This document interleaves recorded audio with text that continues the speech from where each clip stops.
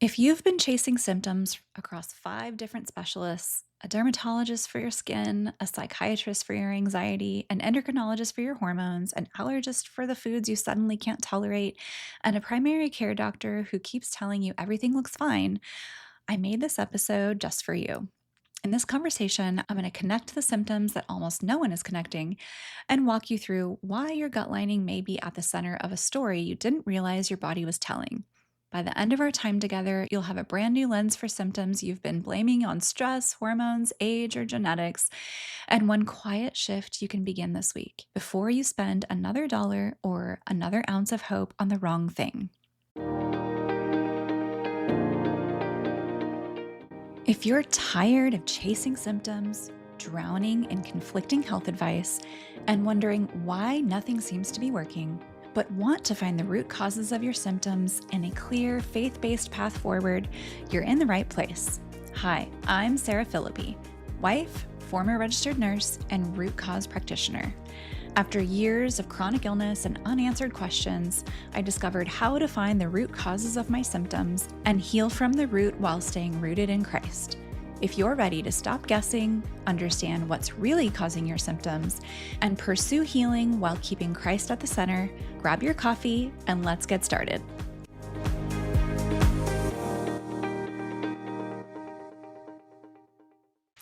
Before we go any further, I want to make sure that you have what I'm going to be referencing throughout this whole episode.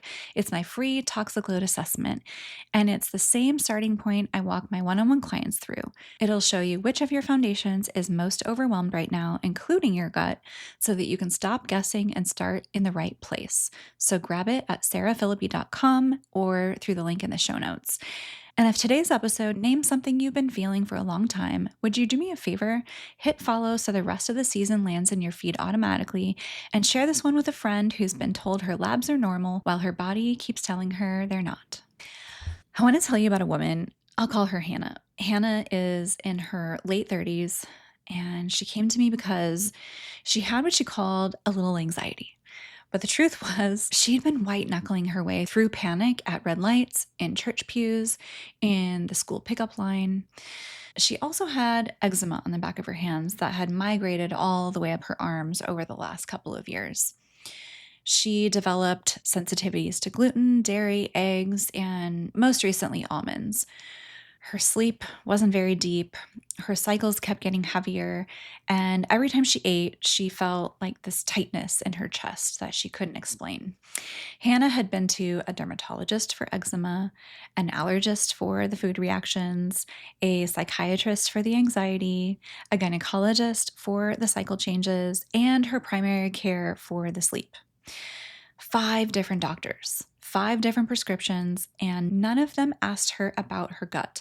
And here's the part that just breaks my heart. Hannah didn't think she had a gut problem.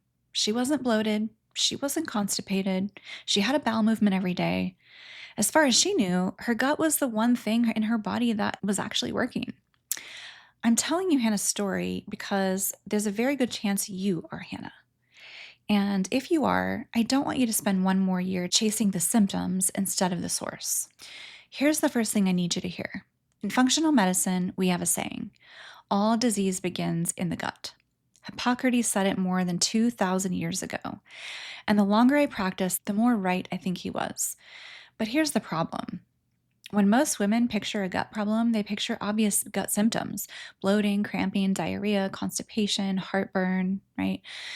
So if their bowels are moving and their stomach isn't hurting, they assume their gut is fine. Your gut is not just a digestive organ. Your gut is your immune system. About 70% of your immune cells actually live inside the tissue right behind your gut lining. Your gut is a second brain. It produces about 90% of the body's serotonin and a huge portion of other neurotransmitters. Your gut is your hormone clearance pathway. It's where your liver dumps used estrogen for elimination. Your gut is your nutrient gateway. Every mineral, every amino acid, every fat-soluble vitamin has to be absorbed across that lining or it doesn't get used. And your gut lining is one cell thick. One cell. That single layer of cells decides what gets into your bloodstream and what stays out.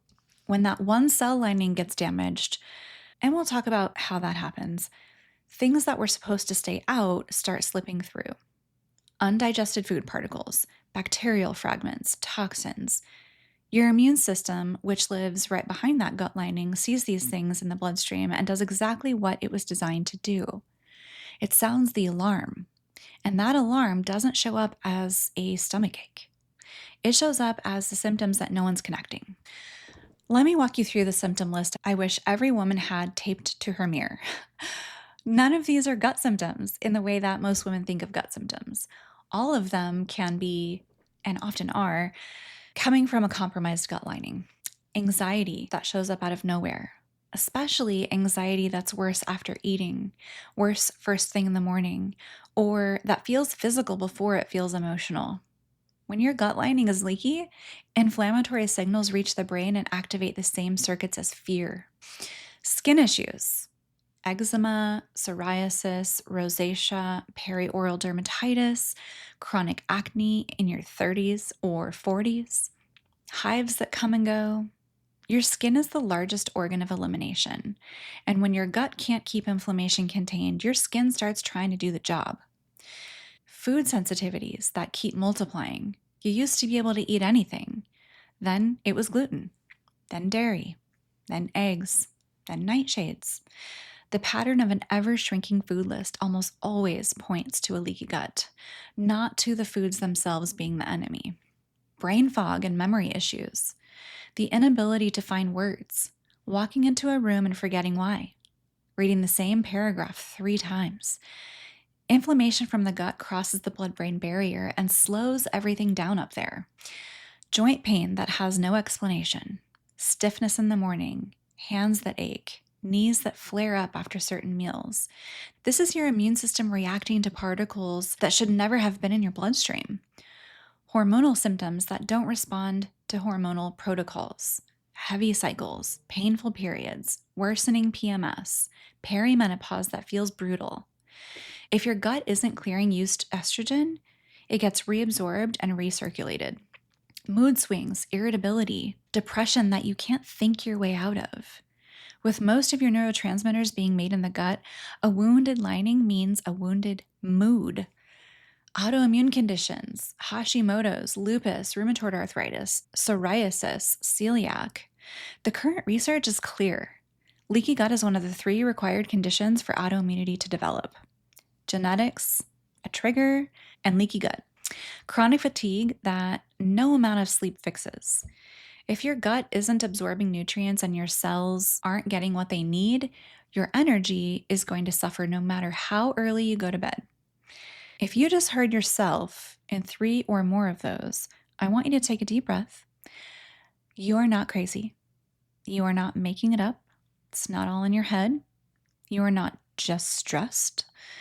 Your body has been telling you a coherent story for a long time, and no one has been reading the whole page. The next question I always get is, Sarah, how did this happen? I haven't done anything wrong. And I want to say this gently. Leaky gut is almost never about something you did wrong. It's about a lifetime of small loads stacking on a tissue that was only ever designed to handle so much. Antibiotics, even ones you took as a child, wipe out the protective bacteria that help maintain your gut lining. Chronic stress, and by chronic, I mean the low-grade hum of carrying too much for too long. It keeps your body in sympathetic mode, which physically thins the lining over time. Glyphosate and other agricultural chemicals on conventional grains and produce loosen the tight junctions between gut cells. Processed seed oils and ultra-processed foods inflame the lining directly. Hidden infections, things like H. pylori, parasites, candida overgrowth, SIBO, which is small intestinal bacterial overgrowth, quietly degrade the lining month after month. NSAIDs like ibuprofen, taken regularly for headaches or cycle pain, erode the lining in a way that most women have no idea about. Birth control alters the gut microbiome significantly. Hormonal shifts, postpartum, perimenopause, menopause, can destabilize a lining that was hanging on by a thread. And things like mold exposure, breast implant illness, heavy metal toxicity. All of it puts a toxic load on the gut at the same time it's trying to repair. Most of the women I work with don't have one cause, they have 8. And here's the part I really want you to hear. This is not your fault. We were given a body in a world that taxes it constantly, and you've been doing the best you could with what you knew. I always say, when we know better, we do better. Now, I want to bring something in that we talked about back in episode 5 because it matters even more here. When your gut lining is wounded, your cells are working overtime trying to defend you.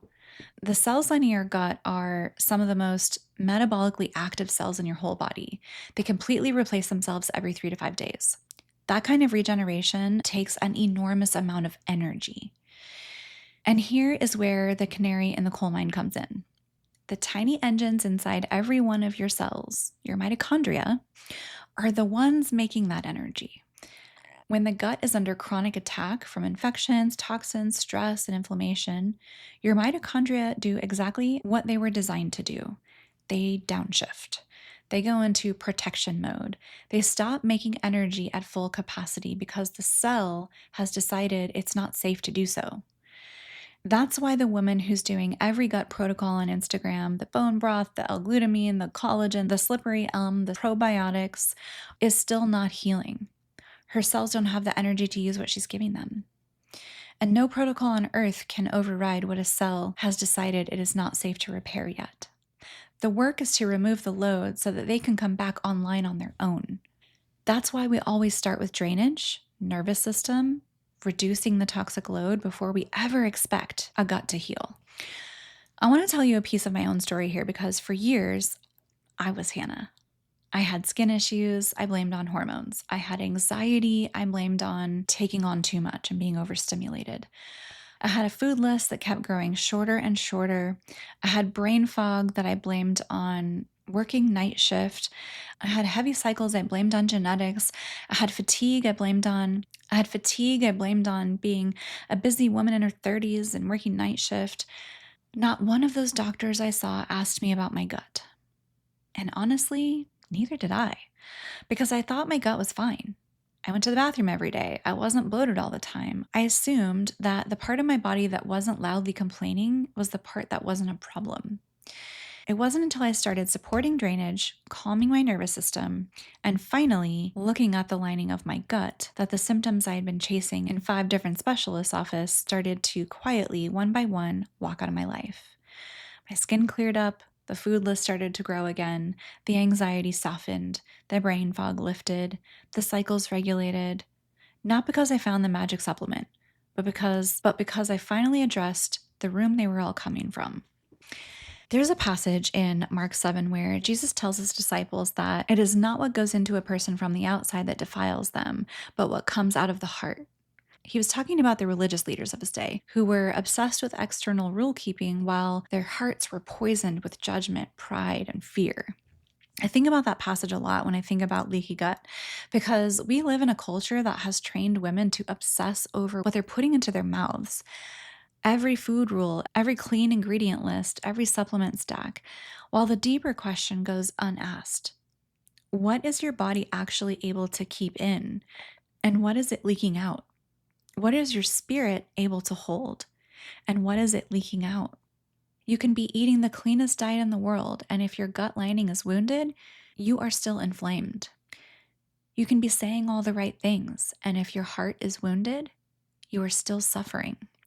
The work isn't to add more rules. The work is to heal the lining, physically and spiritually, so that what God has given you can actually nourish you, so that the goodness coming in stays in, so that the inflammation stops leaking out into every area of your life. I'm not going to ask you to start a protocol this week. I'm not going to send you to buy L-glutamine or collagen or a new probiotic. If you've been listening to this whole season, you already know that's not how I work. Here's what I want you to do this week. I want you to take 10 minutes, sit down with a piece of paper, and write down every symptom you've been carrying. All of them. The ones you've told doctors about and the ones you haven't. The ones you've been dismissed for. The ones you've stopped mentioning because no one ever does anything with the information. Write them all down. Then I want you to look at that list and ask yourself one honest question. How many of these could be coming from the same place? Not as a way to diagnose yourself, as a way to start trusting that your body is telling a coherent story and you're finally listening to the whole page. If you want help reading that page, the toxic load assessment will walk you through where to actually start. Because in episode 10, I'm going to give you the framework for how to actually heal leaky gut without crashing your nervous system, blowing your budget, or starting another protocol you can't sustain. But none of that work matters until you can see what you're actually working with. If this episode put words to something that you've been feeling for years, would you do me a favor? Take a screenshot, share it on your stories, and tag me at Sarah Phillipe Wellness. Send it to the woman in your life who's doing all the right things and still not feeling better. She needs to know she's not crazy and she's not alone. Then go to sarahphillipe.com and get your free toxic load assessment so that you know where your real starting point is. And hit follow on this show so that episode 10, How to Actually Heal Leaky Gut, lands in your feed the moment it drops.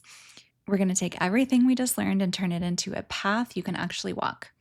Until next time, your body is not betraying you. It's telling the truth. And the truth, finally heard, is the beginning of healing.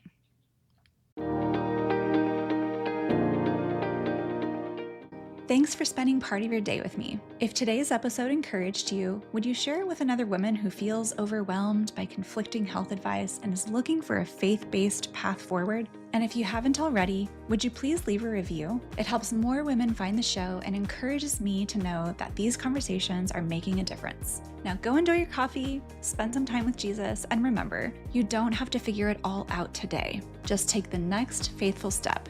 I'll meet you right back here next week for another episode of Faith-Filled Healing. Until then, keep healing from the root while staying rooted in Christ.